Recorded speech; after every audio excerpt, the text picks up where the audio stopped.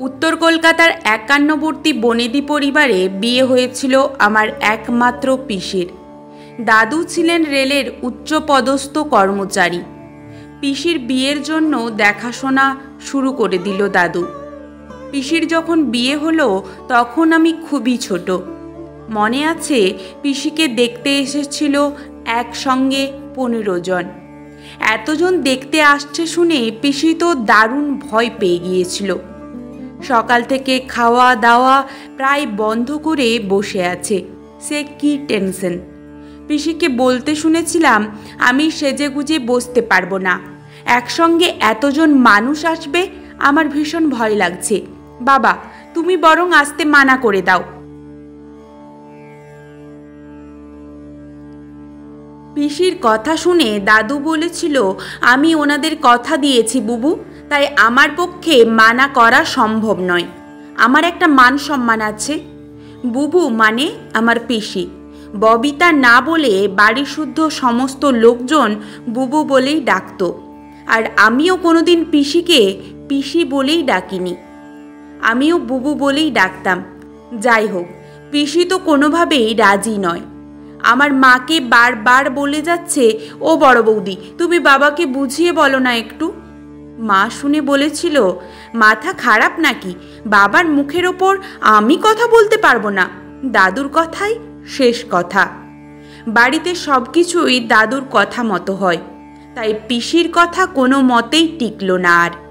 দাদু পরে শান্ত মেজাজে পিসিকে বলেছিল, তাছাড়া তোমার বিয়ের বয়স হয়েছে, গ্র্যাজুয়েশন কমপ্লিট করে ফেলেছ, ওখানে না হোক বিয়ে তো অন্য কোথাও হলেও তো দিতে হবে, এক দেখাতেই তো বিয়ে হচ্ছে না। সেই সময়ে আমার পিসি ছিল বেথুন কলেজ থেকে পাশ করা সায়েন্স গ্র্যাজুয়েট। তখনকার দিনে বিয়ে মানে একটা ছোটোখাটো ইন্টারভিউ। কি জানি কী সব প্রশ্ন করবে, পিসির সে কি টেনশন। আসলেই আমাদের বাড়িতে পিসি ছিল খুব আদুরে, বাবার থেকে ৯ বছরের ছোট। আমার মা তো নানান টিপস দিয়ে যাচ্ছে পিসিকে। অবশেষে পাত্রপক্ষ দেখতে এলো। দেখতে এসেই পিসিকে পছন্দ হয়ে গেল। দাদুও দেখল একটা ভালো ফ্যামিলি, ছেলেও ভালো চাকরি করে, তাই আর দ্বিমত করলেন না। পিসির তো একটাই ভয়, অত বড় বাড়ি, তার ওপর ৫১বর্তী পরিবার, জন্ম ও মৃত্যু বিয়ে, ৩ বিধাতা নিয়ে।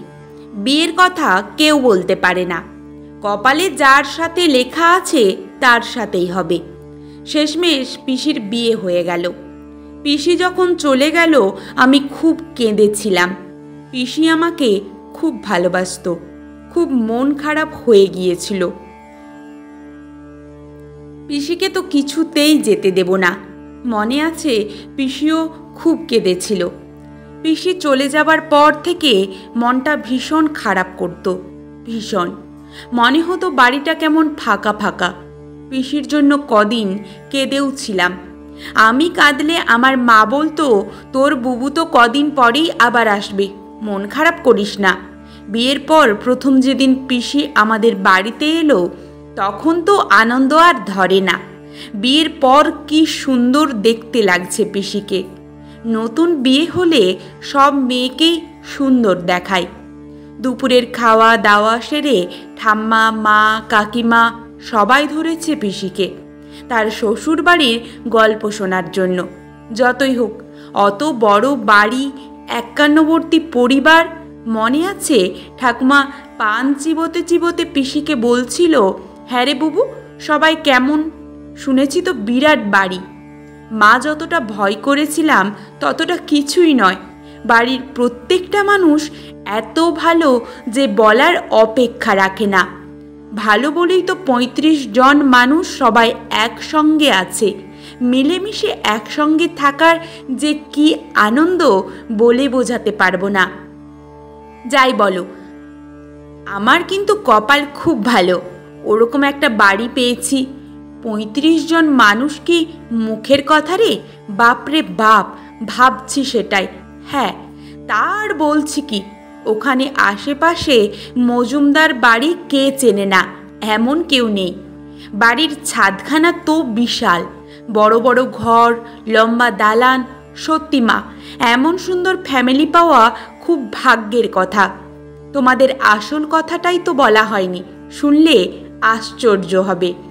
এমন কথা শুনে পিসির মুখের দিকে সবাই তাকিয়ে আছে। তারপর পিসি বলে, জানো মা, আমার শ্বশুর বাড়ির একটা সুন্দর নিয়ম আছে। বৌভাতের 2-3 দিন পর বাড়ি থেকে সকল আত্মীয় স্বজন চলে গেছে। আমি সকাল সকাল উঠে পড়েছি। বাড়িতে তখনও অনেকেই ঘুমোচ্ছে। ভাবলাম রবিবার, তাই হয়তো ঘুমোচ্ছে। আমি স্নান সেরে সোজা চলে গিয়েছি রান্নাঘরে। ও মা, গিয়ে দেখি আমার ডেপুটি ম্যাজিস্ট্রেট শ্বশুর একটা বড় হাঁড়িতে করে চা করছে। আমি তো অবাক। উনি চা তৈরি করছেন দেখে জিজ্ঞাসা করি, এ কি, আপনি কি করছেন? শ্বশুরমশাই আমার দিকে তাকিয়ে বলে, চা করছি বৌমা। চা আপনি কেন করছেন? এটা মোটেই ভালো দেখায় না। সরুন সরুন, আমাকে দিন, আমি করছি। শ্বশুরমশাই হেসে বলেন, না বৌমা, চা তো আমাকেই করতে হবে। কেন? আপনাকে করতে হবে কেন? ও, তোমাকে তো বলাই হয়নি। এটাই আমাদের বাড়ির নিয়ম। আজ রবিবার, রবিবারগুলো সব কিছু একটু অন্যরকমই তুমি দেখবে। কারণ বিয়ের পর তোমার এই বাড়িতে প্রথম রবিবার। এই রবিবারগুলোতে বাড়ির মেয়েদের সকলের ছুটি, আর সকল মেয়েই দেরিতে ঘুম থেকে উঠবে। রবিবারের সমস্ত কাজের দায়িত্ব ছেলেদের। যেমন এই আজকে সকালে চা করার দায়িত্ব আমার। আমি চা করে সকলকে দেব। তারপর ঘর মোছা, রান্না করা, খেতে দেওয়া, বাসন মাজা, যাবতীয় সব কাজ আজ বাড়ির সকল ছেলেদের। কথাগুলো শুনে ভীষণ অবাক হয়ে জিজ্ঞেস করি, কেন? কাজের লোক তাহলে কি করবে আজ? রবিবার সমস্ত কাজের লোকেদেরও ছুটি থাকে বলে একটা চিত্রগুপ্তের মতো একটা খাতা বের করে দেখালেন কার কোন কাজের দায়িত্ব আজ। আমি তো এসব দেখে শুনে অবাক। তারপর শ্বশুরমশাই বললেন, প্রতিদিনই তো মেয়েরাই সমস্ত সংসারটাকে সামলায়। এই একটা দিনই ওদের ছুটি। আজকের দিনটা ওরা কিভাবে কাটাবে ওরা নিজেরাই ঠিক করে নেয়। বিকেলে বাড়ির সমস্ত মেয়েরা বাইরে ঘুরতে যাওয়া, সিনেমা দেখা, থিয়েটার দেখা, সেটা ওরা নিজেরা ঠিক করে। আমাদের জানিয়ে দেয় কোথায় যাচ্ছে। রবিবারের মেনুটা বাড়ির মেয়েদের পছন্দ মতোই হয়। আর আমাদের বাড়ির ছেলেরা সব কাজ জানে। মানে ছেলে এবং মেয়ে উভয়কেই বাড়ির সব কাজ শেখানো হয়। শুধু মেয়েরা শিখবে, ছেলেরা শিখবে না, এমনটা হয় না। তা তুমি উঠে এলে, আর সে লাট সাহেব কোথায়? ঘুমোচ্ছে তো এখনো? আচ্ছা, এসেই যখন পড়েছ তখন চায়ের কাপটা নিয়ে যাও। গিয়ে বলো যে আজ রান্নাঘর পরিষ্কার করার দায়িত্ব ওর। মনে আছে ওর নিশ্চয়, তবুও বলে দাও গিয়ে। মনে মনে ভাবি, মেয়েদের জন্য এতটা ভাবা হয়? যেখানে মেয়েরা সংসারের ঘানি টানতে টানতে নিজেদের সুখ স্বাচ্ছন্দ্য সব ভুলে যায়, সেখানে এই মজুমদার বাড়িতে একটা সুন্দর নিয়ম। সংসারের যাবতীয় কাজ ছেলে বা মেয়ের আলাদা বলে কিছু নেই। অপূর্ব ভালো লাগায় মনটা ভরে গিয়েছিল আমার। তারপর থেকে আজ কত বছর কেটে গেছে। পিসির বাড়ির সেই রীতি আজও অব্যাহত। পিসির 2 ছেলে, ছেলেরা বেশ বড় হয়ে গেছে। বড় ছেলে চাকরিও পেয়েছে, কিন্তু রবিবারের সেই ট্র্যাডিশন আজও চলে আসছে আগের মতোই।